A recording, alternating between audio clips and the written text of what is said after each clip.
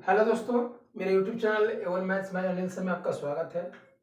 आज तीसरा number chapter start हो रहा है जो मैंने लिया है कोऑर्डिनेट ज्योमेट्री यानी नियामक ज्यामिति से। इससे पहले मैंने आपको दो चैप्टर पढ़ा दिया है। फर्स्ट में पढ़ाया था मेंसुरेशन और सेकंड में पढ़ाया आपको ट्रिग्नोमेट्री यानी ज्यामिति त्रिकोणमिति। आज थर्ड स्टार्ट हुआ है जिसका नाम है नियामक ज्यामिति और इसको अंग्रेजी में बोलते हैं कोऑर्डिनेट ज्योमेट्री। इसका क्लास आज फर्स्ट है, आज पहला क्लास है। आज से यह चैप्टर शुरू हो रही है। इसमें भी लगभग 3-4 चैप्टर पढ़ने हैं जो कि हम लोग लगभग 6 से 7 दिन में पढ़ लेंगे और फिर अगले क्लास की तरफ हम लोग बढ़ेंगे। मैं आपको इस चैप्टर के मतलब समझा दूं। इस चैप्टर का मतलब क्या होता है। नियामक ज्यामिति बोला जा रहा है, आपको इंग्लिश में कोऑर्डिनेट ज्योमेट्री। ज्योमेट्री से आपको कुछ समझ में आ रही होगी। ज्योमेट्री यानी रचना, ज्योमेट्री यानी रचना, यानी रचना बिना ज्योमेट्री अधूरा है। यानी इसमें भी कुछ प्रकार का आपको रचना आएगा, यानी फिगर बनाना आएगा। वो आपको फिगर अगर समझ में आ जाए तो आपको क्वेश्चन ये हल्का बुझाएगा और चैप्टर भी हल्का बुझाएगा। तो हम लोग चलते हैं, इसमें क्या क्या पढ़ना है मैं आपको बताता हूं। सबसे पहले कोऑर्डिनेट। देखिए, कोई भी वस्तु को दिखाने के लिए, किसी भी वस्तु को दिखाने के लिए आपको कुछ न कुछ बताना पड़ेगा, कुछ न कुछ फिक्स करके बताना पड़ेगा कि हाँ यह वस्तु यहाँ है या यहाँ। जैसे मैं अभी आपका क्लास ले रहा हूँ तो आप बताइएगा कि क्लास कहाँ है, तो क्लास दक्षिण उत्तर पूर्व पश्चिम ये बताना पड़ता है, बिना दिशा का कुछ नहीं है। इसी प्रकार से कोऑर्डिनेट ज्योमेट्री में भी बिना दिशा का कुछ नहीं होता है। इसको दिशा दिखाने के लिए ही कोऑर्डिनेट ज्योमेट्री चैप्टर बनी है। जैसे दिशा दिखाने का क्या मतलब हुआ, जैसे आप समझ पा रहे होंगे कि ये तल है, ये समतल है और ये समतल में मान लीजिए कि यह बिंदु है।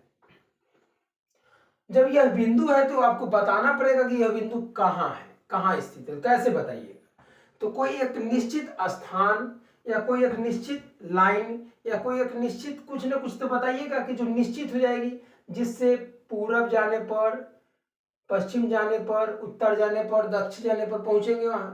अगर इस बिंदु से हमको इस बिंदु पर पहुंचना है तो आप बताइएगा, अगर रास्ता इस प्रकार से है मान लीजिए, तो आप बताइए कि पहले पूरब जाना है फिर उसके बाद उत्तर जाना है। तो जान जाएंगे हम लोग कि पूरब जाना है उसके बाद उत्तर जाना है। तो कैसे जाने, यानी फिक्स कुछ ना कुछ बिंदु थी, यानी ये बिंदु फिक्स था। इस बिंदु से हम लोग इसका निर्धारण कर लिए कि या कहाँ है बिंदु। इसी प्रकार से कोऑर्डिनेट में भी आपको करना पड़ेगा, कोऑर्डिनेट करना पड़ेगा, आपको कुछ ना कुछ फिक्स करना पड़ेगा। इसमें जो फिक्स करना है मैं आपको बता देता हूं। जैसे आप अभी 2 डायमेंशनल कोऑर्डिनेट ज्योमेट्री पढ़िएगा, लेकिन जब आगे चलिएगा, आगे चल के पढ़िएगा इंटर ग्रेजुएशन में, तो आपको 3 डायमेंशनल कोऑर्डिनेट ज्योमेट्री पढ़ने को मिलेगी, जो कि थोड़ा सा इससे हार्ड होता है 2 डायमेंशनल से। 2 डायमेंशनल कहने का ये मतलब हुआ कि इसमें आप दो ही आपको अक्ष मिलेंगे, यानी एक्स अक्ष मिलेंगे और वाई अक्ष मिलेंगे, जेड नहीं मिलेंगे। जेड आपको मिलेंगे अगले क्लास में, जो आगे के जो क्लास कीजिएगा इंटरमीडिएट और ग्रेजुएशन का, जिसमें आपको मिलेंगे। अभी हम लोग जो पढ़ेंगे वह 2 डायमेंशनल ही पढ़ेंगे, यानी एक्स अक्ष और वाई अक्ष का ही पढ़ेंगे। अब एक्स अक्ष वाई अक्ष कहेंगे किसको, एक्स अक्ष वाई के अक्ष कहते किसको है। तो जब हम कोई रेखा, अब ध्यान से समझिएगा, अभी चैप्टर शुरू हुई है। जब कोई रेखा हम लोग क्षैतिज लेते हैं तो इसे हम लोग एक्स अक्ष के नाम से जानते हैं, और जब उदग्र लेते हैं इसे हम लोग वाई अक्ष के नाम से जानते हैं। ये जो है एक्स अक्ष है, ये जो है वाई अक्ष। अब आप समझने वाली बात यही है, आपको यह बात समझनी है कि जब किसी समतल पर 2 रेखा एक दूसरे पर लंब हो, जब किसी समतल पर जब 2 रेखा एक दूसरे पर लंब हो तो वह दोनों रेखा मिलकर उस समतल को 4 भागों में डिवाइड करता है। जब एक रेखा दूसरी रेखा पर लंब हो तो कोई भी समतल हो उसको 4 भागों में यह विभक्त कर देगा। यह फर्स्ट भाग हुआ, ये सेकंड भाग हुआ, ये थर्ड भाग हुआ और ये फोर्थ भाग हुआ। जो क्षैतिज लाइन है उसे हम लोग एक्स अक्ष कहते हैं, एक्स अक्ष।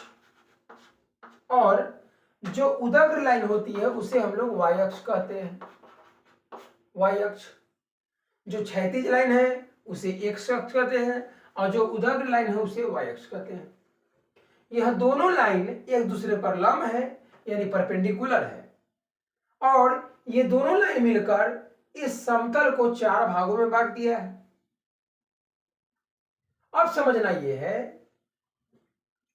कि ये जो क्षैतिज लाइन है और ये जो उदग्र लाइन है जिस बिंदु पर मिली है उस बिंदु को हम लोग मूल बिंदु कहते हैं। यानी क्या मैंने बताया कि क्षैतिज लाइन और उदग्र लाइन जिस बिंदु पर मिलती है उस बिंदु को हम लोग मूल बिंदु कहते हैं। मूल बिंदु को जनरली आप ध्यान दीजिएगा कि मूल बिंदु को जनरली ओ से दिखाते हैं, ओरिजिन यानी ओ से दिखाते हैं। और अब आप समझिए ये मूल बिंदु हो गया। अब आपको ये समझना है कि इसमें जो है इसमें जो लंबाई मापी जाती है, लंबाई तो हमेशा पॉजिटिव ही होती है, धनात्मक ही होती है, क्योंकि लंबाई कभी भी निगेटिव होती नहीं है। तो इसमें जो लंबाई मापी जाती है वह 2 प्रकार से मापी जाती है। जैसे आप देख पा रहे होंगे कि ये जो क्षैतिज लाइन है यह एक्स अक्ष है और ये जो बिंदु है यह मूल बिंदु है। जो भी आप मापिएगा जो भी दूरी मापी जाती है वह मूल बिंदु से ही मापी जाती है, ये आपको ध्यान रखना होगा। मूल बिंदु से ही दूरी मापी जाती है। तो मूल बिंदु यहाँ है तो नीचे कैसे मापेंगे, ऊपर कैसे मापेंगे, राइट में कैसे मापेंगे, लेफ्ट में कैसे मापेंगे, ये आपको ध्यान करना पड़ेगा, आपको ध्यान देना पड़ेगा। कैसे? तो जो मूल बिंदु है उसके ऊपर जो है प्लस के साथ आपको लिखा जाता है, +1 +2 +3 +4। अब लिखने का तरीका सीख जाइए, +5 ये जाता है इनफाइनाइट तक। और मूल बिंदु के राइट साइड में भी प्लस में आता है, 1 2 3 4 5। और मूल बिंदु के नीचे जो भाग है उसमें माइनस में आता है, -1 -2 -3 -4 इनफाइनाइट तक। ये भी जाता है इनफाइनाइट तक, ये भी जाता है इनफाइनाइट तक और ये भी जाता है इनफाइनाइट तक। इधर माइनस में जाता है इसलिए माइनस लिख देते हैं, इधर भी माइनस में जाता है माइनस लिख देते हैं। यानी कि -1 -2 -3 कहां तक जाता है, इनफाइनाइट। इनफाइनाइट का मतलब होता है अनंत तक जाती है। आप देख पा रहे होंगे कि ये दोनों रेखा मिलकर इस समतल को 4 भागों में बांट गया है। तो चारों भागों को हम लोग कहते हैं प्रथम चतुर्थांश, इसे कहते हैं प्रथम चतुर्थांश, इसे कहते हैं दूसरा चतुर्थांश यानी द्वितीय चतुर्थांश, और इसको कहते हैं तृतीय चतुर्थांश, और इसे कहते हैं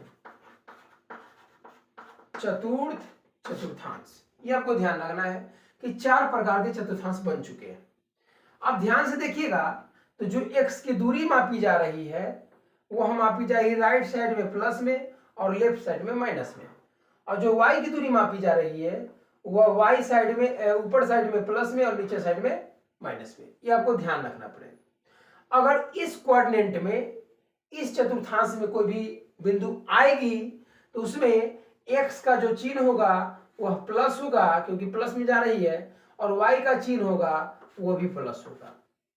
इस चतुर्थांश में x का चिन्ह माइनस होगा और y का चिन्ह प्लस होगा।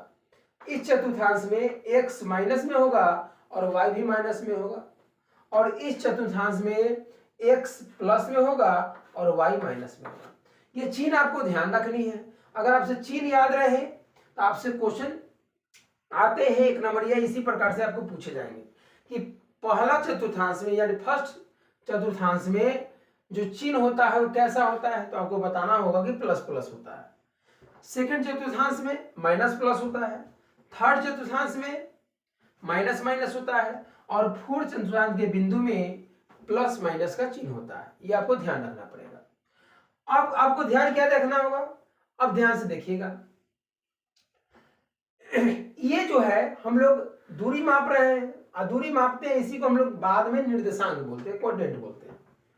मैं आपको बताऊंगा ये बात, आप समझिएगा। एक्स अक्ष पर जो होती है, एक्स अक्ष पर आप देख पा रहे होंगे कि y का निर्देशांक 0 है, यहां 0 है तो यहां भी 0 होगा, 0 है 0। x का बढ़ रहा है लेकिन y का तो नहीं बढ़ रहा है, y तो वही है, वही y का 0 है। तो मैंने बताया कि x अक्ष पर y निर्देशांक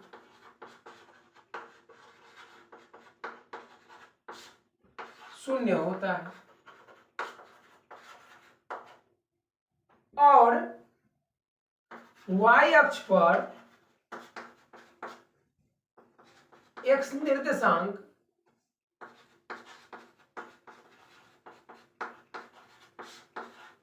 शून्य होता है।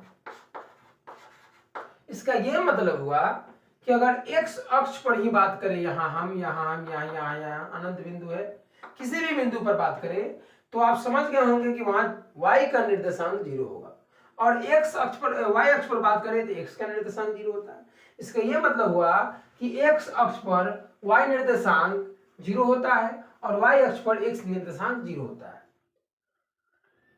x निर्देशांक को हम लोग भुज कहते हैं, y निर्देशांक को कोटि कहते हैं। अब ये ध्यान रखिएगा कि x निर्देशांक को भुज कहते हैं और y निर्देशांक को कोटि कहते हैं। ये भी आप ध्यान रखिएगा कि x निर्देशांक को भुज कहते हैं, y निर्देशांक को कोटि कहते हैं। इसका मतलब यह होगा कि x अक्ष पर कोटि 0 होता है और y अक्ष पर भुज जो होता है सो 0 होता है। आप ऐसे भी बोल सकते हैं उसको। अब आपको यह समझना होगा, मान लीजिए कि एक बिंदु यहां है और एक बिंदु यहां है। जब भी कोई बिंदु आपको दिखेगी, उसका निर्देशांक जो है दोनों अक्षर में आपको दिखेगी, x के y भी, x का भी निर्देशांक दिखेगा और y का निर्देशांक भी दिखेगा। तो कैसे बनेगा सर? मान लीजिए कि ये जो बिंदु है और ये बिंदु है, इसको हम मिला रहे हैं, तब हम लोग को इस बिंदु की दूरी निकालने का एक फॉर्मूला पढ़ना है। दो बिंदुओं के बीच की दूरी निकालने का फॉर्मूला पढ़ना है। क्या पढ़ना है जरा समझिए। तो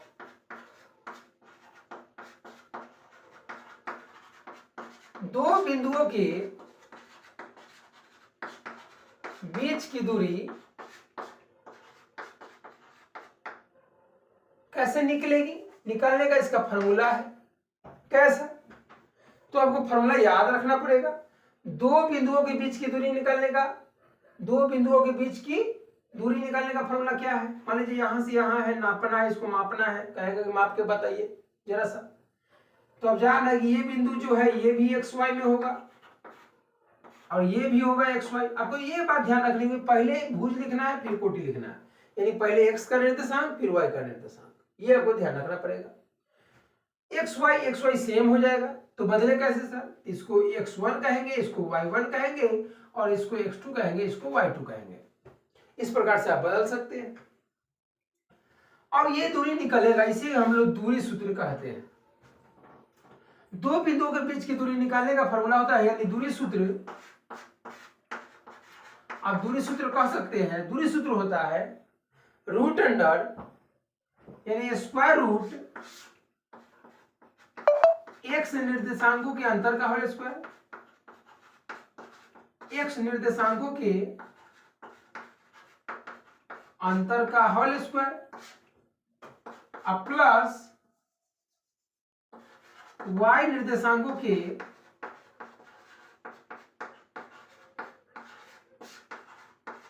अंतर का होल स्क्वायर। ये रूट में, ये बड़ा रूट है, यहां जगह नहीं था जिसके कारण मैंने नीचे लिख दिया, ये भी रूटे में है, इसी का रूट है। आपको ये बात पता चलनी चाहिए। ये भी इसी का रूट है, बड़ा रूट था। और आप समझ पा रहे होंगे ये जो फॉर्मूला लिखा गया है x निर्देशांकों के अंतर का होल स्क्वायर प्लस y निर्देशांकों के अंतर का होल स्क्वायर स्क्वायर रूट में, ये फॉर्मूला कैसे इस पर डालेंगे, कैसे बनेगा, जरा ये समझ लेते हैं हम लोग। तो x निर्देशांकों के अंतर का होल स्क्वायर बोला गया है।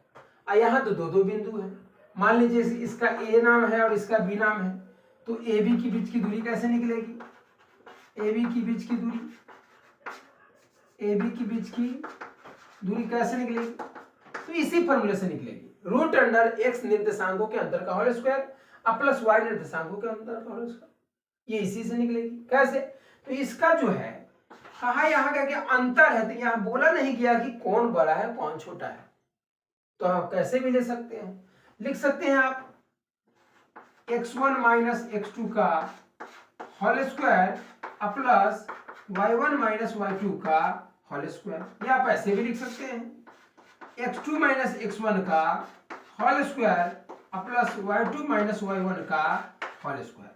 लेकिन आपको एक बात यहां ध्यान देनी होगी, आपको ध्यान यही देना है कि फॉर्मूला आप कैसे भी लिखिए कोई दिक्कत नहीं है, लेकिन आपको सीरीज याद रहनी चाहिए। 1 के बाद 2 लिखे हैं x में, x निर्देशांक में, तो y में भी 1 का 2 होना चाहिए, और अगर 2 1 सीरीज लिख रहा है तो इसमें भी 2 1 होना चाहिए। ये कंडीशन आपको ध्यान रखनी होगी, ये कंडीशन कभी गलती नहीं होना चाहिए, सीरीज आपको याद रखनी चाहिए।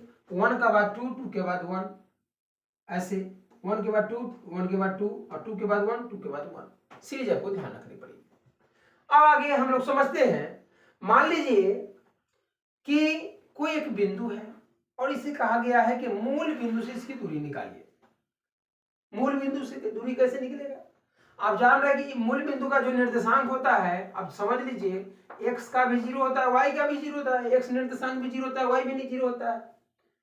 अब आप समझिए यहां से इस दूरी को निकालने के लिए कहा जाए मूल बिंदु से किसी भी बिंदु की दूरी,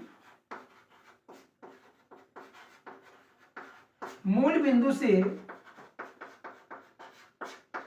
किसी भी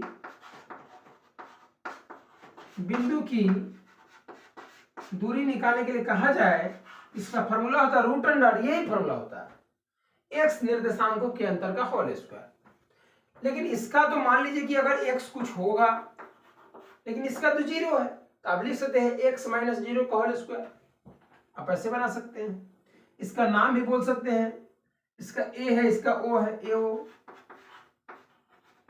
AO की दूरी क्या बोले मैंने, x माइनस 0 का whole square plus y minus 0 का होल स्क्वायर, इसका भी तो y है, इसका 0 है, तो ये फॉर्मूला बन गया। x में से 0 घटिए तो पता चला x का स्क्वायर प्लस y का स्क्वायर। यहाँ xy क्या है, यहाँ xy उस बिंदु की निर्देशांक है, x निर्देशांक और y निर्देशांक है, जिसकी दूरी मूल बिंदु से निकालनी थी। तो आप ऐसे समझ पा रहे होंगे, आपको सभी फॉर्मूलाएं इसी प्रकार से आपको पढ़ने हैं, root under x square minus y square, sorry plus y square. आप ऐसे समझिए कि इसमें कोई भी ऐसी बात मैंने आपको नहीं बताया, कोई भी ऐसा बात मैंने आपको नहीं बताया जो आपको समझ में ना आए। हर एक बात मैंने इस प्रकार से आपको तोड़ तोड़ के समझाना चाहा, जिससे आपको समझ में पूरी अच्छी तरह से कोऑर्डिनेट ज्योमेट्री आ जाए। तो ये फर्स्ट चैप्टर का बेसिक बातें थी, कुछ बातों को हम लोग ध्यान में देते हुए आगे बढ़ेंगे, और इसका जो प्रश्न है वो कल से हम लोग का स्टार्ट होगा। तो आज के लिए इतना ही सेवा, फिर हम लोग क्वेश्चन के साथ मिलते हैं। फर्स्ट नंबर का जितना बेसिक था मैंने पढ़ा दिया है, इससे ही प्रश्न आएंगे। जो भी प्रश्न मैं बताऊंगा कल वो इसी से रिलेटेड बताऊंगा, कोई भी क्वेश्चन भारी आपको नहीं दिखेगी। तो आज के लिए इतना ही, थैंक यू दोस्तों। मेरे चैनल पर नए हैं तो चैनल को सब्सक्राइब कर ले, लाइक करें, कमेंट करें, शेयर करें अपने दोस्तों में, जिससे चैनल को सपोर्ट मिलता रहे। थैंक यू दोस्तों, गुड बाय।